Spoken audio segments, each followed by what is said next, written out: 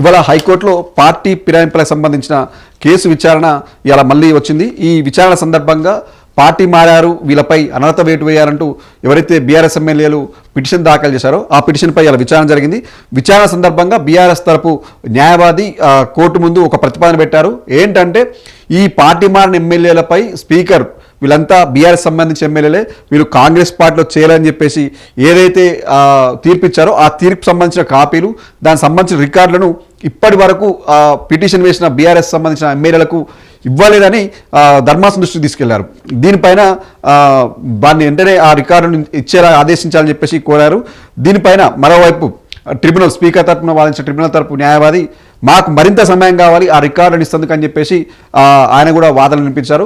ఈ ఇరుపక్షాల వాదనలున్న high court case విచారణను అంటే ఈ ఎవిడెన్స్ అన్ని కూడా వాళ్ళకి ఇవ్వాలి, ఇస్తుంది సమయం కోరారు కాబట్టి మీకు మరికొంత సమయం ఇస్తున్నాం, ఆగస్టు 12వ తారీఖు వరకల్లా ఈ ఏదైతే తీర్పు తీసుకున్నారో స్పీకర్ ఈ 10 మంది ఎమ్మెల్యేలపై దానికి సంబంధించిన రికార్డులను అన్నింటినీ అందజేయాలని చెప్పేసి హైకోర్టు తెలిపింది. దీంతో ఈ కేసు విచారణను ఈ ఆగస్టు 12వ తేదీకి వాయిదా వేసింది. అయితే ఎందుకు మరి ఈ రకంగా ఆలస్యం అవుతుందని మాత్రం ఈ కేసు విచారణలో మాత్రం అర్థం కావట్లేదు. ఎందుకంటే దాదాపు 10 మంది పార్టీ మారిన ఎమ్మెల్యేలు పార్టీ మారి దాదాపు 27 నెలలుగా వస్తుంది. దాదాపు 27 నెలలు కావస్తుంది. 1-2 నెలలు కాదు, 27 నెలలు అంటే 2.5 సంవత్సరాలు ఇంచుమించుగా కావస్తుంది. ఇప్పటి వరకు కూడా వాళ్ళపై ఎలాంటి చర్యలు తీసుకోవట్లేదు. అంటే కోర్టు చట్టంలో ఉన్న కొన్ని లొసుగులను అడ్డుపెట్టుకొని వీళ్ళంతా తప్పించుకునే ప్రయత్నం చేస్తున్నారు. దీని ప్రకారం ఒకసారి మనం ఈ కేసు సంబంధించి పూర్వాపరాలకు వెళ్తే మొదట 2024 ఏప్రిల్లో ఈ హైకోర్టులో బీఆర్ఎస్ పార్టీ పిటిషన్ వేసింది. ఈ పార్టీ మారిన ఎమ్మెల్యేల పైన వీళ్ళపై అనర్హత వేటు వేయాలి అని చెప్పేసి మొదట హైకోర్టుని ఆశ్రయించింది. ఆ తర్వాత హైకోర్టు సంబంధించిన సింగిల్ డివిజన్ బెంచ్ 2024 సెప్టెంబర్లో ఒక తీర్పు ఇచ్చింది. ఏంటంటే ఈ పార్టీ మారిన ఎమ్మెల్యేల పైన విచారణ చేసేందుకు ఒక షెడ్యూల్ రిలీజ్ చేయాలి, 4 వారాల్లోగా షెడ్యూల్ రిలీజ్ చేయాలని చెప్పేసి 2024 సెప్టెంబర్లో స్పీకర్కి సూచించింది. దీనిపై అయితే ఏదైతే single bench high court single bench తీర్పు ఇచ్చిందో దీనిపైన వాళ్ళంతా డివిజన్ బెంచ్కి వెళ్ళారు. డివిజన్ బెంచ్కి వెళ్ళి ఆ సింగిల్ బెంచ్ ఇచ్చిన తీర్పుని ఆపేశారు. అంటే ఇవ్వాల్సిన అవసరం లేదు అన్నట్టుగా వాళ్ళు ఒక స్టే ఆర్డర్ తెచ్చుకోరు. ఆ తర్వాత దీనిపైన 2025 జూలైలో సుప్రీంకోర్టు హైకోర్టు ఇచ్చిన డివిజన్ బెంచ్ తీర్పు పైన సుప్రీంకోర్టును ఆశ్రయించింది 2025 జూలైలో.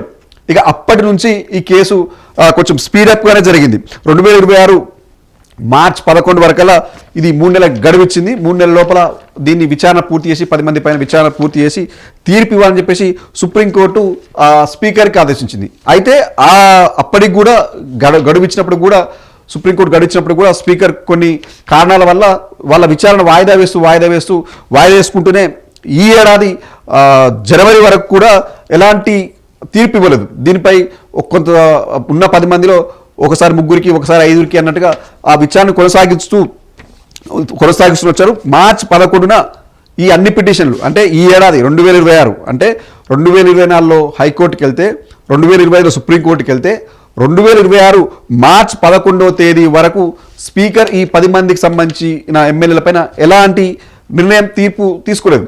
మార్చి 11 వరకల్లా ఈ ఎవరైతే పార్టీ మారని చెప్పేసి బీఆర్ఎస్ ఆరోపించిన దానిపైన విచారణ పూర్తి చేసి మార్చి 11న ఒక తుది తీర్పు లాగిచ్చారు. ఏంటి ఆ తుది తీర్పు అంటే మాకు వచ్చిన ఆధారాలను బట్టి ఇచ్చిన విచారణ బట్టి ఈ మారిన 10 మంది ఎమ్మెల్యేలు ఎవరు కూడా వీళ్ళంతా పార్టీ మారలేదు, ఈ 10 మంది ఎమ్మెల్యేలంతా బీఆర్ఎస్లోనే ఉన్నారు తప్ప వీళ్ళు కాంగ్రెస్ పార్టీలో చేరలేదు అని తన విచారణలో తేలింది అని చెప్పేసి స్పీకర్ తీర్పు ఇచ్చారు. తర్వాత మార్చి 12న సుప్రీంకోర్టు కూడా దీనిపై విచారణ జరిపింది. ఏదైతే బీఆర్ఎస్ పార్టీ ఇచ్చిన అనర్హత వేటు వేయాలని చెప్పేసి పిటిషన్ వేసిందో ఆ పిటిషన్ని కొట్టేసింది. ఎందుకంటే స్పీకర్ నిర్ణయం తీసుకున్నారు కాబట్టి ఆ నిర్ణయం ప్రకారం ఉండాలని చెప్పేసి ఏదైనా ఉంటే మళ్ళీ మీరు హైకోర్టుకి వెళ్ళాలి తప్ప మళ్ళీ సుప్రీంకోర్టుకి ఇప్పుడు రావద్దు అని చెప్పేసి కూడా అక్కడ తీర్పిచ్చింది. దీంతో మరుసటి తర్వాత ఈ సుప్రీంకోర్టులో కేసు కొట్టేసిన తర్వాత మళ్ళీ హైకోర్టులో బీఆర్ఎస్ పార్టీ ఎమ్మెల్యేలంతా పిటిషన్ వేశారు. పిటిషన్ వేసి దీనిపై అంటే తీర్పు సరైన రాలేదు, దానికి సంబంధించిన ఎవిడెన్స్ కూడా మాకు ఇవ్వలేదు, ఎలాంటి ఆధారాలు సమర్పించారో ఆ ఆధారాలను బట్టి ఎలా స్పీకర్ నిర్ణయం తీసుకున్నారో ఆ ఆధారాలు కావాలని చెప్పేసి కూడా మళ్ళీ బీఆర్ఎస్ సంబంధించిన ఎమ్మెల్యేలంతా హైకోర్టుకి వెళ్ళారు. హైకోర్టుకి వెళ్ళిన తర్వాత అది ఈ ఏడాది ఏప్రిల్ 16న వీళ్ళు విచారణ కేసు కోర్టుకి వెళ్ళారు, హైకోర్టుకి వెళ్ళారు. అప్పటి నుంచి అంటే ఏప్రిల్ అంటే ఇప్పుడు July, April May June July దాదాపు 4 నెలలుగా మళ్ళీ హైకోర్టులో విచారణ సాగుతూనే ఉంది. ఏప్రిల్లో వీళ్ళు వెళ్ళిన తర్వాత మొదట ఏప్రిల్ 16 తారీఖున దీనిపై విచారణ జరిపి హైకోర్టు ఈ ఎవరైతే ప్రతివాదులు ఉన్నారో వారందరికీ నోటీసులు జారీ చేసింది. ఆ తర్వాత మే 6 2006లో కూడా మరోసారి విచారణ జరిపించింది. కౌంటర్ దాఖలు చేయడానికి వీళ్ళు అయితే ఎవరైతే వీళ్ళు ప్రతివాదులకు నోటీసులు ఇచ్చిందో వాళ్ళకి సంబంధించి నోటీసులు ఇచ్చిందో వీళ్ళని కౌంటర్ దాఖలు చేయాలంటే వాళ్ళు అప్పటికి కౌంటర్ దాఖలు చేయలేదు. ఏప్రిల్లో ఇచ్చినప్పటికీ మేలో కూడా దాఖలు చేయకపోవడంతో మరికొంత మాకు సమయం కావాలని చెప్పేసి ఎవరైతే పార్టీ మారిన ఎమ్మెల్యే ఉన్నారో మాకు మరింత అంటే మేము వేయడం కోసం దాఖలు చేయడం కోసం మాకు మరింత సమయం కావాలని కోరితే అప్పుడు మే 6కు వాయిదా వేసింది. 6 తర్వాత జూన్ 25కు వాయిదా వేసింది. వాళ్ళు మరింత సమయం కోరడంతో జూన్ 25 తారీఖు వాయిదా వేస్తే జూన్ 25కి కూడా ఈ ఎమ్మెల్యేలు ఎవరైతే ఉన్నారో వాళ్ళందరూ కూడా అప్పటికి అఫిడవిట్ దాఖలు చేయలేదు. దీనిపై మాకు మళ్ళీ ఇంకొంచెం అవకాశం అని చెప్తే హైకోర్టు చివరి అవకాశంగా మరో 3 వారాలు పొడిగించి జూలై 22 తేదీకి వాయిదా వేసింది. అంటే ఈరోజు కూడా విచారణ జరిపింది.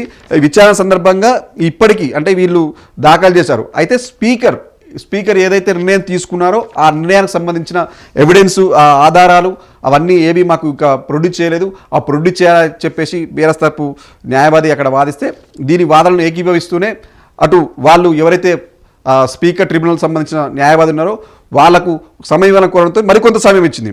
అంటే ఈ సమయంలో ఖచ్చితంగా మీరు ఎలాంటి తీర్పు తీసుకున్నారో దానికి సంబంధించిన రికార్డులు ఏమున్నాయో అవన్నీ సబ్మిట్ చేయాలని చెప్పేసి హైకోర్టు ఆదేశిస్తూ ఈ కేసు విచారణను ఆగస్టు 12వ తేదీకి వాయిదా వేసింది. అంటే రేపు వచ్చే నెలకు వాయిదా వేసింది. మరి వచ్చే నెల ఈ 12వ తారీఖు నాడు వీళ్ళు ఎలాంటి ఆధారాలు సమర్పిస్తారు, ఎలాంటి ఆధారాలతో వీళ్ళు స్పీకర్ గారు నిర్ణయం తీసుకున్నారు ఈ ఎమ్మెల్యేల పైన అనేది ఆ రికార్డ్స్ వచ్చిన తర్వాత దీనిపై మరింత న్యాయ పోరాటం చేసేందుకు బీఆర్ఎస్ అయితే సమాయత్తం అవుతున్నట్టు తెలుస్తుంది.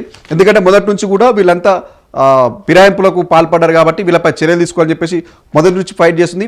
ఎప్పటికైనా న్యాయం గెలుస్తుందనే ఆ పోరాటం చేస్తుంది. ఎందుకంటే ఇందులో కొంతమంది ఎమ్మెల్యేలు ఎగ్జాంపుల్ తీసుకుని దానం నాగేందర్ బీఆర్ఎస్ పార్టీలో గెలిచి బీఫామ్ పైన గెలిచి కాంగ్రెస్ పార్లమెంట్ ఎన్నికల్లో కాంగ్రెస్ బీఫామ్ పై కూడా పోటీ చేశారు. అలాంటి వ్యక్తికి కూడా ఈరోజు ఆయనపై కూడా వేటు పడకపోవడం కూడా ఈ చట్టంలో లొసుగులోని వీళ్ళు అడ్డం పెట్టుకొని పోతున్నట్టు తెలుస్తుంది. దీనిపై బీఆర్ఎస్ పార్టీ మాత్రం ఎక్కడ తగ్గట్లేదు. ఈ పార్టీ మన ఎమ్మెల్యే అందరిపైన చట్ట ప్రకారంగా చర్యలు తీసుకునే వరకు న్యాయ పోరాటం చేస్తారని చెప్పేసి కొట్లాడుతూనే ఉంది. మరి రేపు ఈ ఆగస్టు 12 నాడు ఈ స్పీకర్ ఎలాంటి రికార్డులు సమర్పిస్తారో ఆ రికార్డులకు సంబంధించి హైకోర్టు ఎలాంటి నిర్ణయం తీసుకున్నది మాత్రం కాస్త ఉత్కంఠగానే ఉంది.